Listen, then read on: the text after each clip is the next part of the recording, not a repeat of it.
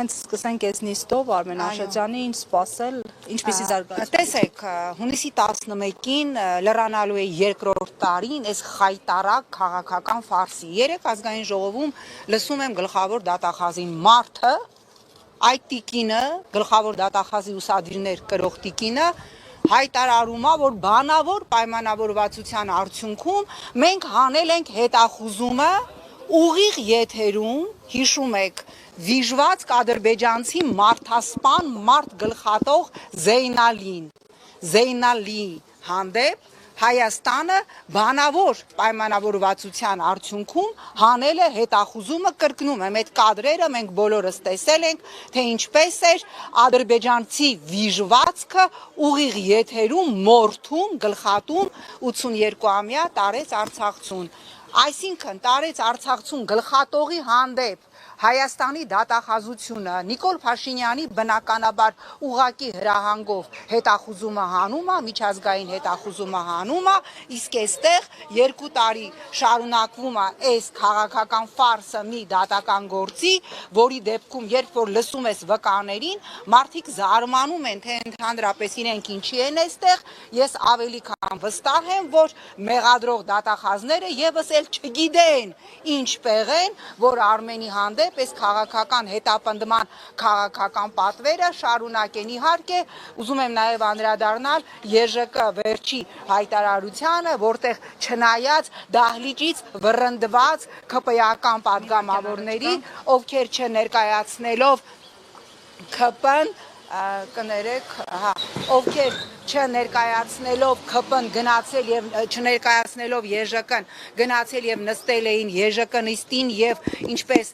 փոխանցեցին ներկաները, նրանց ուղղակիորեն դուրս են վռնդել, չնայած նրանց բոլոր ջանքերին, որ ԵԺԿ վերջնական տեքստում, բանաձևում չլինի անդրադարձ Արմեն Աշոտյանին որպես քաղաքական բանտարկյալ, այդուհանդերձ ԵԺԿ-ն արձանագրեց, թե Արցախի քաղաքական էլիտայի եւ մեր մյուս ռազմագերիների հարցը, որոնք պահվում են եւ խոշտանգվում են Բաքվի բերդերում, թե հաստատեց իր նախորդ բոլոր հայտարարությունները քաղաքական բանտարկյալ Արմեն Աշոտյանի մասով։ Ինչ սպասել այս դատարանից, դուք ինչ եք ուզում սպասել մի դատարանից, որի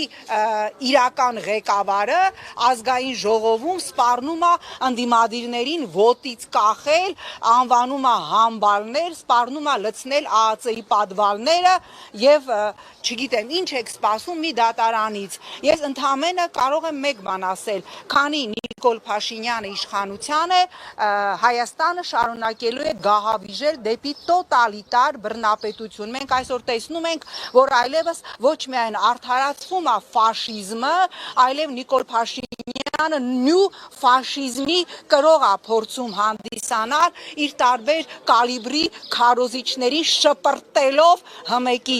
եթեր, որ փորձեն նաև մեր պատմության մի կարևոր մեզ համար կարևոր հաղթանակած մաս եւս պղծել։ Քանի Նիկոլ Փաշինյանը կա, մտածել, որ այս քաղաքական դատավարությունները դադարելու են աբսուրդ է, ես պարզապես վերջի անգամ ուզում եմ դիմել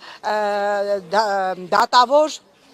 Դոլմազյանին, մի դարձեք գործիք Նիկոլ Փաշինյանի քաղաքական պատվերները կատարելու, որտեղ մենք մի լուսապայծառ արարատյան առավոտ զարթնելու ենք եւ ամենայն հավանականությամբ Նիկոլը իր ընկերուհի Աննա Հակոբյանի հետ թռած է լինելու երկրից եւ դուք մնալու եք ձեզ եւ մյուսներին, իր քաղաքական թիմի կարկառուն դեմքերին, ովքեր այսօր ազգային ժողովում քացիներ էին տալիս, հերթական անգամ սպառնում էին, հայհոյում էին, ահաբեկում էին, դուք բոլորդ մնալու եք ժողովրդի եւ իրավական համակարգի հետ դեմ հանդիման, իսկ Նիկոլը իր զուգընկերուհու հետ թռած է լինելու։ Իհարկե թռնելը նրան չի ազատելու պատասխանատվությունից, բայց այդուհանդերձ, եթե մի այսքան խոհեմություն ունեք, այս քաղաքական ֆարսը, մյուս բոլոր քաղաքական ֆարսերը, լրատվամիջոցների դեմ հարուցված քրեական գործերը, այս ամենը պիտի դադարեցվի։